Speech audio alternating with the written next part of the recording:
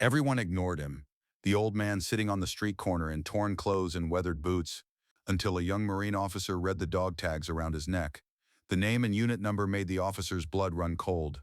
This man was a legend, but nobody knew. Welcome to Delta Files.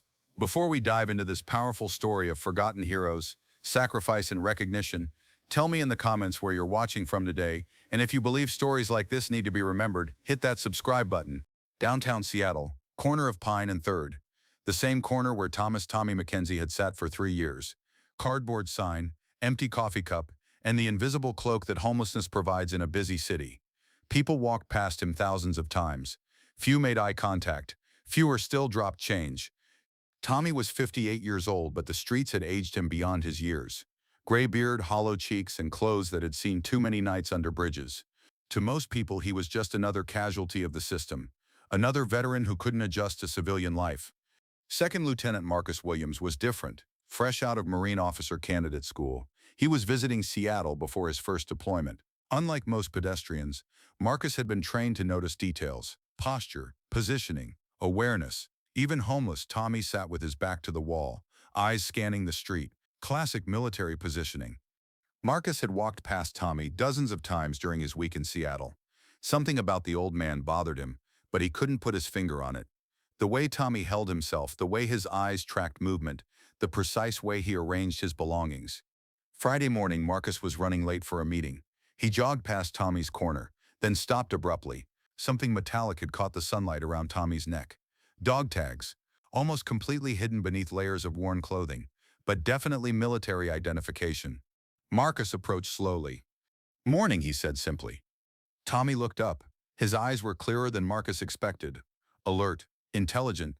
"Morning, Lieutenant," Tommy replied. Marcus froze. He wasn't in uniform. No rank insignia visible. But Tommy had identified his rank instantly. "How did you know?" Marcus asked. Tommy smiled slightly. "Your posture, your bearing. Fresh officer school, I'd guess OCS, maybe 6 months ago." Marcus sat down on the sidewalk next to Tommy, ignoring the strange looks from passing civilians. "You served," Marcus said. It wasn't a question. Tommy nodded toward the dog tags barely visible under his jacket. "Mind if I look?" Marcus asked respectfully. Tommy hesitated, then pulled the chain out from under his layers of clothing. 2 worn metal tags on a ball chain. Marcus read them and his world stopped. The name McKenzie, Thomas J. The unit, 1st Force Recon Co-NQ. The dates, 1984-2008. Marcus's hands started shaking. Every Marine knew about First Force Reconnaissance Company. Elite, the best of the best. Deep reconnaissance behind enemy lines. And the dates, 24 years of service. "Sir," Marcus said, his voice barely a whisper. "You're Force Recon." Tommy looked away. "Was," he said quietly. Marcus's mind raced. He'd studied Marine Corps history extensively. First Force Recon operations in Iraq, Afghanistan, classified missions that never made the news. These were the Marines that other Marines looked up to. "What happened?" Marcus asked gently. Tommy was quiet for a long time. People continued walking past, oblivious to the conversation happening at their feet. 24 years, Tommy finally said. 6 deployments, Iraq twice, Afghanistan 4 times, lost a lot of good Marines, came home and he trailed off. "PTSD?" Marcus asked. Tommy nodded. "Couldn't sleep, couldn't work, couldn't be around people. VA said they'd help, but," he shrugged, "easier to disappear." Marcus felt sick. This man had served his country for nearly a quarter century, had probably saved countless lives, completed missions that remained classified. And now he was sitting on a street corner forgotten. "Sir, you know you don't have to live like this," Marcus said. Tommy looked at him with tired eyes. "You think I haven't tried, Lieutenant? You think I chose this?" Marcus realized how naive he sounded. "Tell me," Marcus said, "about your service."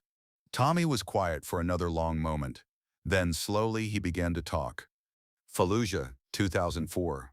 My team was tasked with reconnaissance behind enemy lines, intelligence gathering. We were supposed to be invisible." His voice grew steadier as he spoke. 3 weeks in hostile territory. Radio silence. Living on water and MREs. Marcus listened intently. "My team leader was hit by an IED on day 18. Massive internal bleeding. No medical support, no extraction possible for 72 hours. Tommy's eyes focused on something far away. I kept him alive for 3 days. Field surgery with a K-bar knife and a first aid kit. Did he make it? Marcus asked. Tommy smiled for the first time.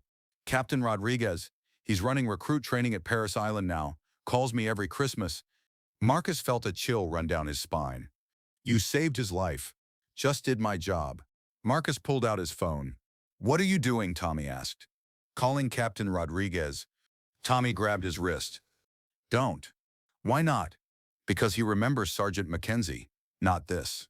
Tommy gestured to his homeless appearance. Let him keep the good memory.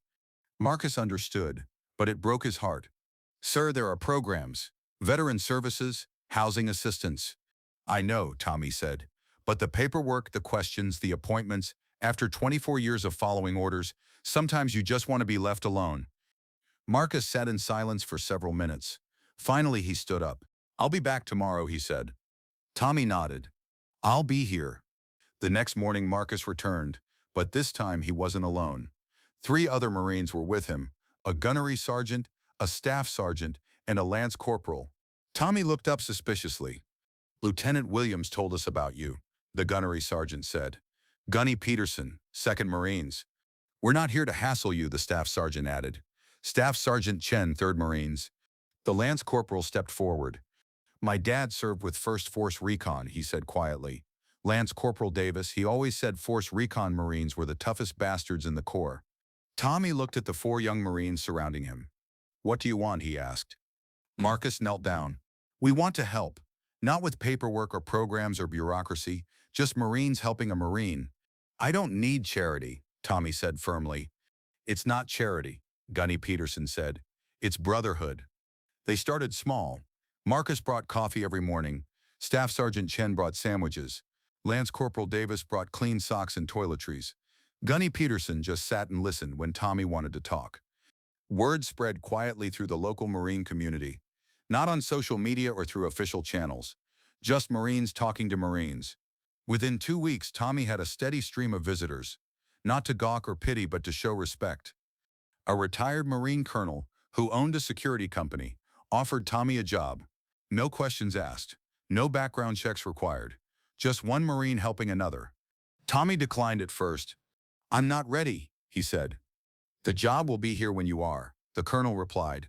3 months later, Tommy accepted. 6 months after that, Marcus deployed to Afghanistan. Before he left, he visited Tommy at his new apartment. Small, clean, and filled with Marine Corps memorabilia that other Marines had given him. Thank you, Marcus said. For what? For reminding me what service really means? For showing me that Marines never stop being Marines, no matter what. Tommy shook his hand. Stay safe out there, Lieutenant. Come back in one piece. Roger that, Sergeant. A year later, Marcus returned from deployment. He immediately went to Tommy's corner, but Tommy wasn't there. He found him at the VA hospital, volunteering with other homeless veterans. Couldn't stay away, Tommy explained. Too many Marines still out there who need help. Marcus watched Tommy working with a young veteran who was struggling with addiction. Patient, understanding, never judgmental. You know, Marcus said, you never really left the Corps. Tommy looked at the Marine he was helping, then back at Marcus. Once a Marine, always a Marine, he said. The mission just evolved. Now I ask you, have you ever walked past someone without really seeing them? Someone whose story might have changed your perspective on service, sacrifice, and brotherhood? Share your thoughts in the comments. Let us know where you're watching from. Thank you for watching. If this story moved you, subscribe, share, and help us honor the forgotten heroes who served in silence and continue serving in ways we might never notice.